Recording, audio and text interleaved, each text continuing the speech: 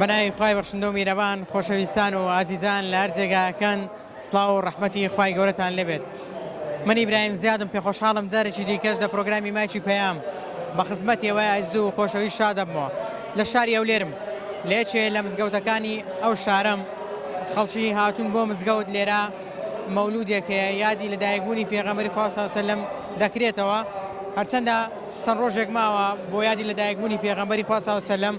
بەڵام مسلمانان ئەلێرە هاتوون گوێ دەگرن لە وتاری مامۆستایان باسی ڕۆڵی پێغەمبەری خوا دەکرێت صلی الله علیه و سلم، کەسایەتێکی چۆن بووە، چۆن ڕەفتاری کردووە، چۆن خزمەتی مرۆڤایەتی کردووە و خوای گەورە چۆن باسی پێغەمبەری خوای کردیە صلی الله علیه و سلم. بێگومان پێغەمبەری خوا صلی الله علیه و سلم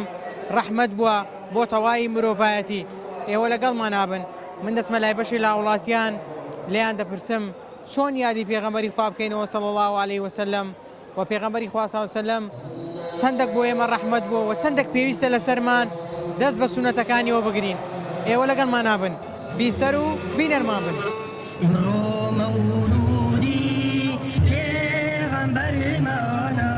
ئەم مەجلیسانە شوێنی پێگەیاندنی ئینسانە بۆ مەدرسەیەکە بۆ پێگەیاندن لەسەر سنەتی پێغەمبەر صلی الله علیه و سلم. وإنك لعلى خلق عظيم. پێغەمبەر صلی الله عليه وسلم قورئان و نورێک بوو کە لەسەر زەویدا دەڕۆی. باشترینتان ئەوانن کە باشترین لە بۆ خێزانەکانیان. السلام علیکم. وعلیکم السلام ورحمة الله وبركاته. بخیر مسەر ساڵ. توانی بە جوانترین شێوە یادی پێغەمبەری خوا صلی الله علیه و سلم بکەینەوە. بەخۆی یادی پێغەمبەر صلی الله علیه و سلم زۆر پیرۆزە، زۆر مبارەکە، بەڵام گرنگ ئەوەیە شەرعی بێ، سنەتی بێ، ئینسان لە هەندێک شت مەسەلەن خۆی بپارێزێ و ژیانی پێغەمبەر صلی الله علیه و سلم، وەسفی پێغەمبەر، سنەتەکانی پێغەمبەر بە خەڵکی بناسێنرێن و خانی خەڵکی بدرێت کە زیندویان بکەنەوە ئینشاء الله. پێغەمبەری خوا صلی الله علیه و سلم مامەڵەی چۆن بوو لەگەڵ خەڵکی؟ پێغەمبەر عەلەیهی سەڵات وسەلام مامەڵەی جوانترین بووە، بە ئەخلاقترین بووە، میهرەبانترین بووە و سینگ فراوانترین و دڵگەورەترین بووە بەڕاستی. لەگەڵ هاوسەرەکانی چۆن مامەڵەی دەکرێت؟ لەگەڵ هاوسەرەکانی طبعاً خەیرۆکم لئەهلیه وأنا خەیرۆکم لئەهلی، ئەمە جوانترین فەرمودەیە لەم بارەوە کە فەرموویەتی باشترینتان ئەوانن کە باشترینە بۆ خێزانەکانیان و من باشترینتانم بۆ خێزانەکانم. مامۆستا لەم جۆرە مەولودانە تیشک بخرێتە سەر چ بوارێک پێغەمبەری خوا صلی الله علیه و سلم زۆر گرینگە؟ لەم سەردەما تیشک بخرێتە سەر عەقیدەی پێغەمبەر صلی الله علیه و سلم و زیندوکردن دەستگرتن بە سنەتەکانی، ئەم دووە زۆر گرنگن. عەقیدەی پێغەمبەر صلی الله علیه و سلم بە خەڵکی بناسێنرێ، ئەمە زۆر مهمە، چونکە خەڵک تا ئێستا نازان عەقیدەی پێغەمبەر صلی الله علیه و سلم زۆریان مەسەلەن بیر و باوەڕی پێغەمبەر، عەقیدەی ئەسلی پێغەمبەر صلی الله علیه و سلم. دووهەمیان خاندانی خەڵکی کە دەست بگرن بە سنەتەکانی پێغەمبەر صلی الله علیه و سلم بۆ ئەوەی پاداشتی 50 شەهیدی سەحابەیان هەبێ، بۆ ئەوانەی کە دەست ئەگرن بە سنەتی پێغەمبەر صلی الله علیه و سلم بە دینی خۆیان لە ئاخر زەمان پاداشتی 50 شەهیدی سەحابەیان بۆ هەیە. بۆ خەڵکی ئێستا دەبێ هەر زۆر جوان دەبێ بە ئیزنی خوای پەروەردگار، مادام کابرا نیەتی بۆ خوا بێ، دەست بە دینی خۆی وە بگرێ، عەقیدە پاک بێ، سنەتەکانی پێغەمبەر صلی الله علیه و سلم زیندی بکاتەوە، دینی خۆی نەدۆڕێنێ، ئەم حەدیثە هەر خاص بۆ ئەوانە. باشترین یادکردنەوەی پێغەمبەر صلی الله علیه و سلم باسکردنی سیرەتێتی، جێبەجێکردنی سنەتێتی، بەستنی مەجلیسەیە بە بۆنەی یاد و باسی خواست پێغەمبەر صلی الله علیه و سلم. چۆن بتوانین سنەتەکان جێبەجێ بکەین؟ سنەتەکانی پێغەمبەر صلی الله علیه و سلم لە بچووکەوە دەست پێکا بۆ گەورە، لە بچووکەوە دەست پێکا بۆ گەورە. ئینسان کە کاتێک بچووکێکی جێبەجێ کرد ئەتوانێت گەورەکەش جێبەجێ بکە، بەڵام ئەگەر لە بچووکەوە بنەڕەتی نەکرد دوای ناتوانێت گەورەکەش بکات. بۆ نمونە پێغەمبەرەکان هیچ کارێکی بۆ نەیەشونێتەوە بەبێ سنەتکردن، لە ئاوخوانەوە بگرە، لە ئاڵساون دانیشتن، لە ناو خواردن، لە خەوتن، لە جلکردنە بەر، هەموو شتێکی بە سنەتێک بۆ داناوێت. سنەتەکانیش هەمووی بەسیتە. لەم مەجلیسانەوە لە مەجلیسی مەولودنامەوە ئینسان فێری جێبەجێکردنی سنەتی پێغەمبەری خوا بێ صلی الله علیه و سلم. ئەم مەجلیسانە شوێنی پێگەیاندنی ئینسانە بۆ مەدرسەیەکە بۆ پێگەیاندن لەسەر سنەتی پێغەمبەر صلی الله علیه و سلم. پیرۆزبایی ئەو بۆنە گەورە و شکۆدارە لە مسلمانان ئەکەین بە شێوازێکی گشتی و بە تایبەتیش مسلمانانی کوردستان و لە کوردستانیش بە تایبەتی تر مسلمانانی شاری هەولێر کە هەمیشە لەگەر هاتنەوەی ئەو بۆنە گەورە و شکۆدارە زۆر بە گەرمیەوە، زۆر بە ڕێز و احترامەوە پێشوازێکی گەرم لەو مناسبەیە ئەکرد. دیارە حقەت ئەو مناسبەیە وەکو مامۆستا سەعیدی نەورسی ئەفەرمێ مەوسیمێکی باشە لە بۆ داوە و بانگەوازیکردنی خەڵک بۆ لای خوا سوبحانه وتعالە و زانان ئەفەرمون کە ئەو شتانەی لەناو مەولود لە یادی پێغەمبەر صلی الله علیه و سلم ئەکرێنەوە بەو شتانە ئەتوانی هەڵسەنگاندن لە بۆ مەولودەکە بکەیت. یعنی ئەگەر مەولودەکە بە قورئان دەست پێ بکات بە باسکردنی ژیانی پێغەمبەر صلی الله علیه وسلم لە بۆ خەڵک و پاشان سەدەقە و خێر و خێرات و یان بەخشینەوەی شریناتی و سەڵاوەتدان لەسەر پێغەمبەر صلی الله علیه وسلم ئەمانەی تێدا بکرێمە بەڕاستی کارێکی باشە. بۆیە زۆر گرنگە لە مناسبەی مەولودی پێغەمبەر صلی الله علیه وسلم بە تایبەتی هەموو مانگەکە یعنی بکەینە مانجی پێغەمبەر ناسی صلی الله علیه وسلم، چونکە ناسینی پێغەمبەر صلی الله علیه وسلم لەسەر تاکتاکی ئومەت واجبە. سیرە و ژیانی پێغەمبەر واجبە لەسەرمان کە شارەزا بین، چونکە ئەگەر ئێمە پێغەمبەر نەناسین صلی الله علیه وسلم ناتوانین لاسای بکەینەوە. خوای گەورە داوامان لێ کە بیکەین بە قودوە لەقەد کان لەکم فی رسول الله ئوسوة حەسەنە. چۆن ئێمە بیکەین بە قودوە ئەگەر نەیناسین، ئەگەر نەزانین چۆن مەثەلەن عیبادەتی کردووە، چۆن خواپەرستی ئەنجامدایە. خەڵکی کوردستان بەگشتی چەند پابەندە بە دینەوە چەندیش لەسەر ڕێبازی پێغەمبەری خوا صلی الله علیه وسلم؟ الحەمدولله، یعنی ئەوەی کە ئێمە ئەبینین وەکو زاهیرەکە کە تەماشا بکەین، چونکە باتینەکە عایدی خوای سبحانه وتعالى، بەڵام لە ڕووی زاهیرەوە تا ئەندازەیەکی زۆر خەڵکی کوردستان پابەندە بە دین و خەڵکێکی مسلمانە، مسلمان دۆستە و خۆشەویستی وەلای هەیە لە بۆ مسلمانان و بەتایبەتی لە بۆ شخصی پێغەمبەر صلی الله علیه وسلم هەستەکەین مەحەبەتێکی باش لە دڵ و دەروونی خەڵکی کوردستان هەیە.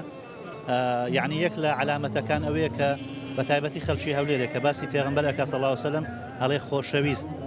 وای فەرموو، خۆشەویست ئاوای کرد. یعنی ئەم خۆشەویستی پێغەمبەر صلی الله علیه وسلم ئەتوانم بڵێم لە ناو دڵ و دەروونی تاکتاکی مسلمانانی کوردستان هەیە الحەمدولله. و ئەو یادکردنەوە بەو گەرم و گوڕیەش هەر دلیلێکی ترە لەسەر با بڵێن خۆشەویستیان لە بۆ ئیسلام و لە بۆ پێغەمبەری ئیسلام صلی الله علیه وسلم. بە وشەیەک یان بە ڕستەیەک وەسی پێغەمبەری خوا لەخۆساس باشترین پێناسە ئەوەیە کە خوای گەورە بۆی کردووە و ئینەکە لەعەلا خولوق عەظیم. خۆشەویست صلی الله علیه وسلم لە هەموو جانیبەکانەوە کامل بووە. من هەتا لە وتاری زومعەشا گوتم پێغەمبەری یەکەم صلی الله علیه وسلم، یعنی مانگەکەی مانجی یەکەمە، خۆشی یەکەمە لە هەموو جانیبەکانەوە، لە ئازایەتی، لە سەخاوەت، لە چی بەڵام خوای گەورە لە ناو هەموو ئەو سافەکانی بە ڕەوشتی بەرزمەتیەکە فەرمێ تۆ لە سەروی ئەخلاقی بەرز و جوان.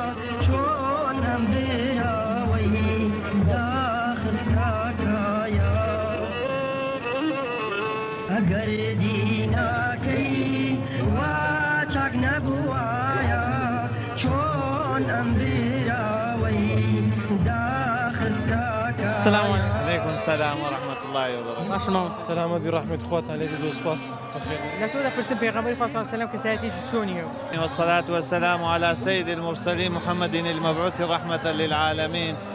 سەرەتا یادی لەدایکبوونی پێشەوای مرۆڤایەتی حەزرەتی محەممەد صلی الله عليه وسلم پیرۆز بێ لە هەموو مسلمانانی جیهان و بە تایبەتی مسلمانانی کوردستان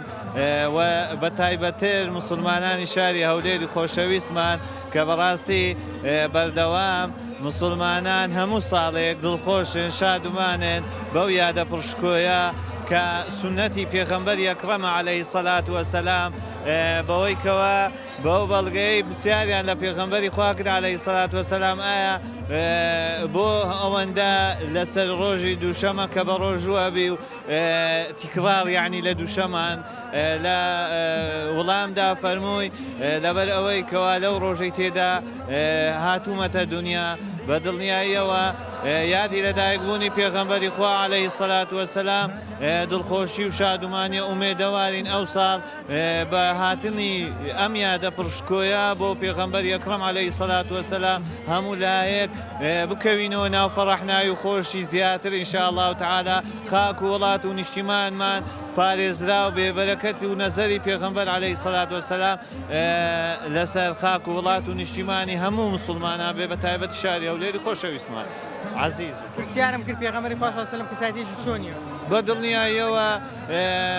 خوای پەروەردیگار جەلە جەلالوه لە قورئانی پیرۆزە فەرمێوە ئینەکە لەعەلا خولوق عەظیم. ئەو ئاەتە خۆی لە خۆیدا پڕواتایە، پڕمانایە. خوای گەورە وەصفی پێغەمبەر بکە عەلەیهی سەلات وەسەلام بە دڵنیاییەوە بە ئێمەی مرۆڤ ئەوسافی پێغەمبەر نایەتە هەژماردن. خوای گەورە بە عەزەمەتی خۆی باسی خوڕەوشتی و ئەخلاقیەتی پێغەمبەری کردی نردیە و پێغەمبەریشی لۆ ئەوە نردێ کە بە دڵنیاییەوە ببێتە پێشەوای مرۆڤایەتی هەموو لایەکمان وەکو پێشەوە وەکو پێشەر ڕەچاوی هەموو ئەو سافانە بکەین کە لە خودی پێغەمبەر داهاتۆتە جێخۆشە. مامۆستا بەڕێز جیالەوەی کە ئێوە دڵتان خۆشە پێم بڵێ پێغەمبەری خوا صلی الله علیه وسلم کەسایەتێکی چۆنیە بوو؟ طبيعي صفات پیغمبر صلى الله عليه وسلم كان خلقه القرآن پیغمبر صلى الله عليه وسلم قرآن و نور بك لسزوي دا دروي آية كيك دي وصف قرآني بكين بهيج شويك ناقينا حد يخوي پیغمبر صلى الله عليه وسلم بإما وصف ناكر دريتن چونك وصفي پیغمبر صلى الله عليه وسلم زور زحمة لبوما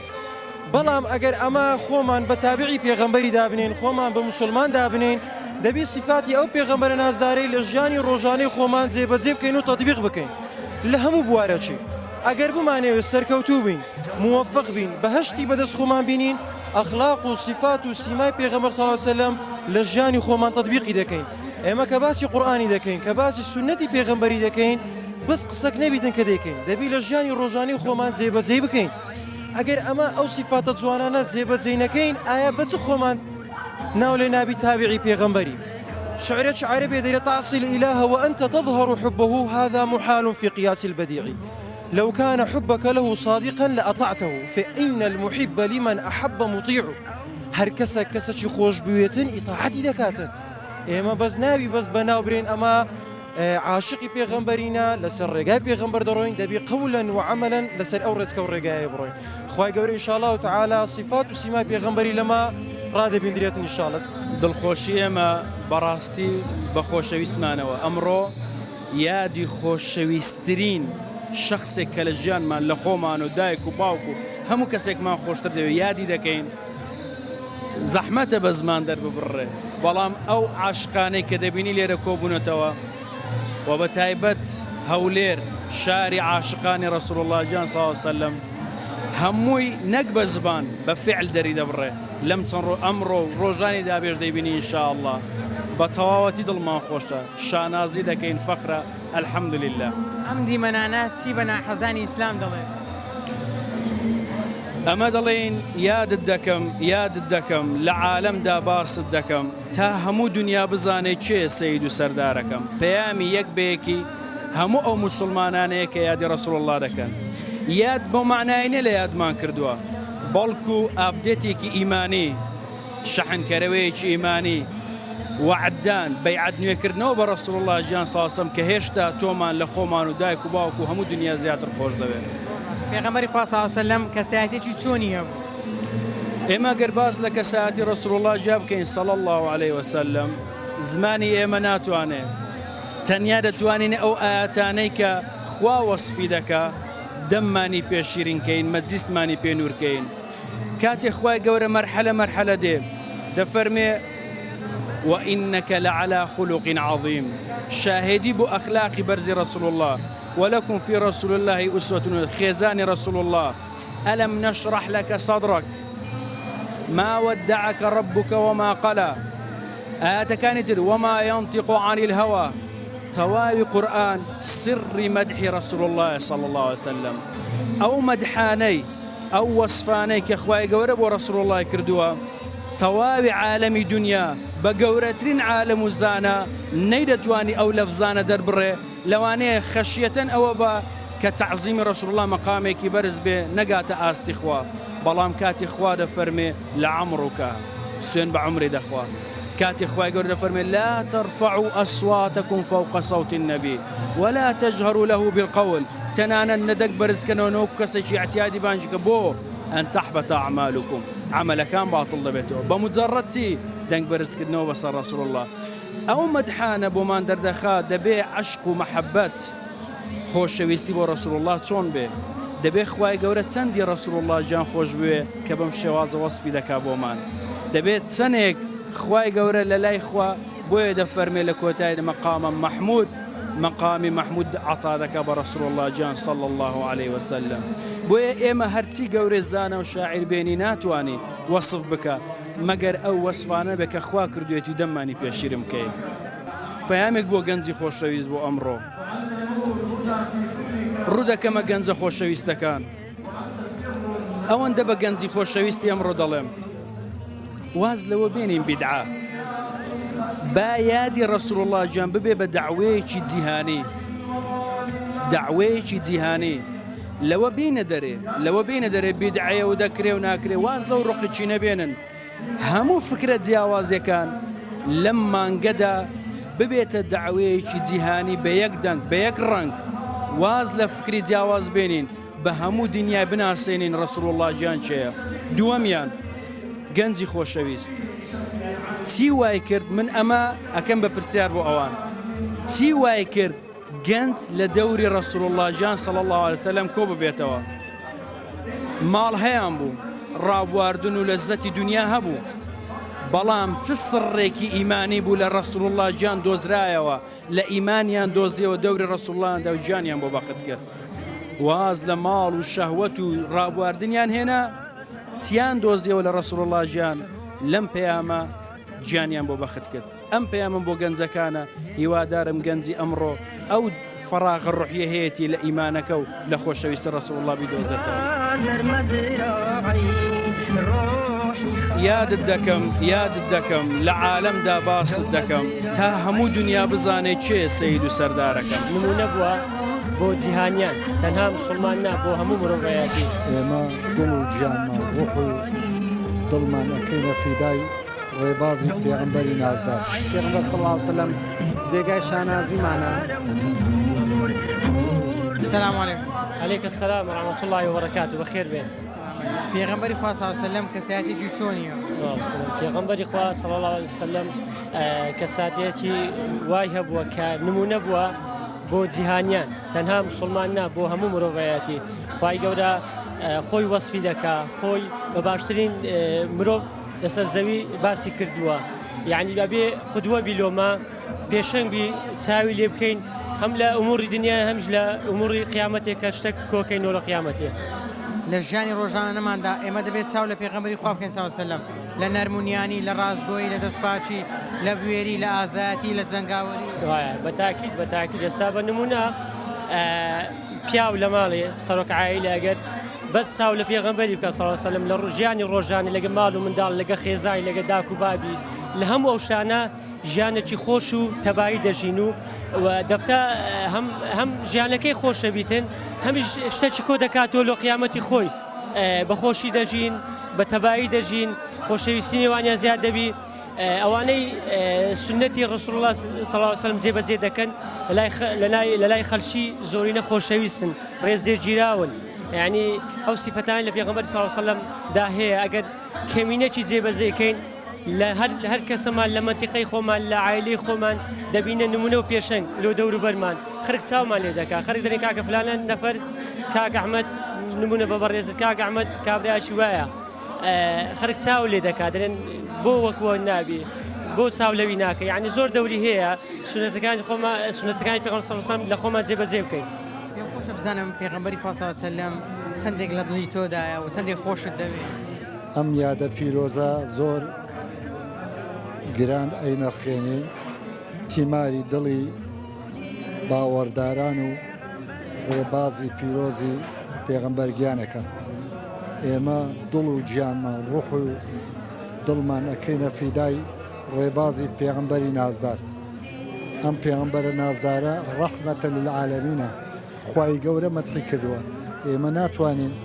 لە ڕێبازی پیرۆزی پێغەمبەرگیان دەربچیت تەمەنا ئەکەین خوای گەورە بە شەفاعەتی مەولودی شەریفی پێغەمبەران بێخی خوای گەورە پایەداری ئەو بەڕێزەی بکە کە ئەم یادە پیرۆزەی نوێ کردەوە و سوپاسانەکەی بەم پێم بڵێ بە کام سیفاتی پێغەمبەری خوا صلی الله علیه و سلم زۆر سەرسامی زۆر پێ جوانە پێگومان سیفاتەکانی هەموو جوانە بەڵام کامەی لەلای تۆ زۆر جوانە کاکە گیان خوای گەورە مەدحیەکە فەرمی وما ئەرسەلناکە ئیلا ڕەحمەتە للعالەمین بۆ هەموو بوونەوەرێکی سەرزەوی ڕەحمەتە پێغەمبەرگیان ئەفضەلی مەخلوقاتی خوای گەورەیە پاش خوای گەورە لە هەموو مەخلوقاتێک بەرزترە گەورەترە ڕوحمان بە فیدابی انشاءالله وبر شفاعتي وبيغمبر نازاريكي صلاة وتجلي بدا اللهم صل على سيدنا محمد عدد ما في الله صلاة دائمة بذكر الله وعلى آله وصحبه وسلم تسليما. بازانم چەند دڵخۆشی کە لە مانجی لەدایکبوونی پێغەمبەری خوا صلی الله علیه وسلم. سەڵات و سەلام لەسەر پێغەمبەری خوای صلی الله عليه وسلم. وڵات طبعا ئەمەوەچی موسڵمان بەخۆی هەرچین و کۆمەڵک دڵی بەشتەکەوە خۆشە. ئەمەش وەچی موسڵمان دڵمان بە هەبوونی پێغەمبەر خۆشە صلی الله عليه وسلم، دڵمان بە هەبوونی ئیسلام خۆشە، دڵمان بە هەبوونی بەرنامەکەی خوای گەورە خۆشە کەوا ئیسلام و قورئانە و هەبوونی پێغەمبەر صلی الله عليه وسلم جێگای شانازیمانە. ئەوەی دڵمان پێخۆشە لۆ دنیا و لۆ قیامەتمان ئینشاءالله پێغەمبەر صلی الله عليه وسلم و ئەوەی گرنگە لە دڵمان هەڵمان گرتیە ئەو مادبوونی لە دنیا دەکەین ئینشاءالله شەفاعەتی پێغەمبەر صلی الله عليه وسلم بەبەرمان دەکەیت. چۆن سونەتەکانی پێغەمبەری خوا صلی الله عليه وسلم زیاتر لە ژیانی ڕۆژانەماندا ڕنگ بدات؟ طبعا والله سنة پیغمبر صلى الله عليه وسلم لو كسك اگر او کەسە بیوێتن ئەتەکێتی جوان بی ڕەوشتی جوان بی بیوێتن ڕێز لێ گیراو بی بیوێتن سەربەرز بی لە ناو خەڵک بیوێتەوە خەڵک سوپاسی بکاتن دەستخۆشی لێ بکات بەڕاستی سونەتەکانی پێغەمبەر صلی الله عليه وسلم جێبەجێ بکات. چونکە سونەتەکانی پێغەمبەر صلی الله عليه وسلم هەمووی هەر لە قسەکردن هەر لە هەستان و دانیشتن هەر لە هەڵسوکەوتکردن هەمووی ئینسان دەگەین تەپلەکەوا جێگا ڕێز لێ گیراو بیتن و جێگای ئەوەی بکەوا خەڵک سوپاسی بکە هەم لە لای خوای گەورە هەم لە ناو خەڵک.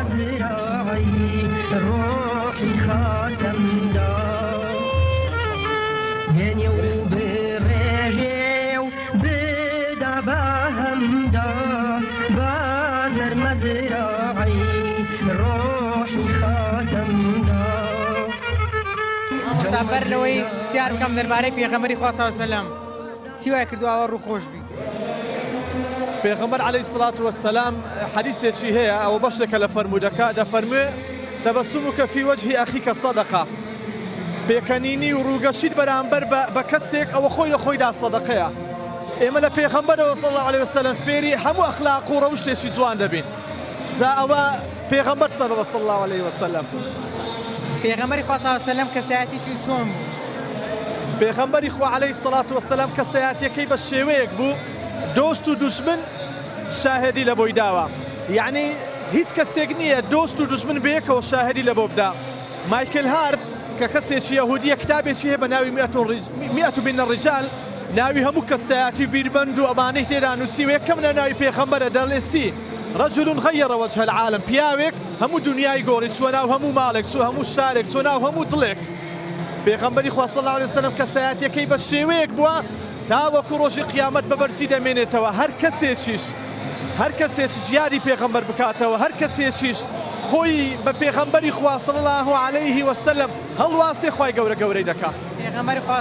صلی الله علیه وسلم چەندێک لەسەر حەق بە جواب هاتیە. پێغەمبەری خوا کەسێک بووە دائما حەقی وتووە و ئەمەشی فێر کردووە فەرموویەتی قل الحق ولو على نفسك، حق بڵێ ئەگەر لەسەر خۆشت بێ دژی خۆشت بێ. لۆیە پێغەمبەر عەلەیهی سڵات وەسەلام هەموو کاتێک لەسەر حەق بووە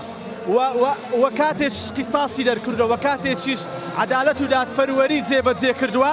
لەسەر هەموو کەسێ بێکسانی جێبەجێ کردووە. هەتا پێغەمبەر عەلەیهی سڵات وەسەلام قسەیەکی هەیە کەوا ئەولوتکەی دادپەروەریە فەرمووی لو أن فاطمة بنت محمد سرقت لقطعت يدها. ئەگە فاتمە کچی محەممەد دزی بکات دەستی دەبڕم. ئێمە چۆن بتوانین زیاتر سونەتەکانی پێغەمبەری خوا صلی الله علیه وسلم جێبەجێ بکەین؟ خوێندنەوەی سیرەی پێغەمبەری خوا عەلەیهی سڵات وەسەلام وامان لێ دەکا دائما شارەزابین لە ژیانی پێغەمبەر کە شارەزابین وا دەکا پێغەمبەرمان خۆش بێ کە خۆشمان ویست وا دەکا ئیتاعەی پێغەمبەری خوا بکەین کە ئیتاعەمان کرد خۆی لە خۆی داوە هەمووی سونەت و زیندکردنەوەی سونەتەکانی پێغەمبەر صلی الله علیه وسلم. بەڵای زان و خۆشەویستان ئەوەی کە بینیتان و بیستان سەرنج و تێڕوانی بەشێ لە وڵاتیانی شاری هەولێر بوو. بێگومان لە شاری هەولێر هاوڵاتیان بە جۆش و خۆشێکی زیاتر خۆشەویستی خۆیان بۆ پێغەمبەری خوا صلی الله علیه وسلم دەردەبڕن. بێگومان پێغەمبەری خوا صلی الله علیه وسلم ڕەحمەت بۆ تەواوی مرۆڤایەتی هەڵسوکەوتەکانی زۆر جوان بووە. ئینسان ئەگە بوێ لە ژیاندا سەرکەوتوو بێ دەبێت چاو لە پێغەمبەری خوا بکات صلی الله علیه وسلم. ئەگە بوێ خێزانێکی بەختەوەریە بێ دەبێت چاو لە پێغەمبەری خوا بکات صلی الله علیه وسلم. ئەگەر بوێ نمونەیەکی جوان بێ ئەوە دەبێت چاو لەو ڕەحمەتە بکاتن. خۆشەویستانی من ئەوەی کە ئێوە بینیتان و بیستان قسە و سەرنجی بەشێ لە وڵاتیانی شاری هەولێر بوو ئەوان زۆر دڵخۆشن و بە گەرم و گوڕیەوە پێشوازی لەو مانگە پیرۆزە دەکەن تا پرۆگرامێکی دیکە هەمووتان بەخوای گەورە دەسپێرم هەر شاد و کامەران بن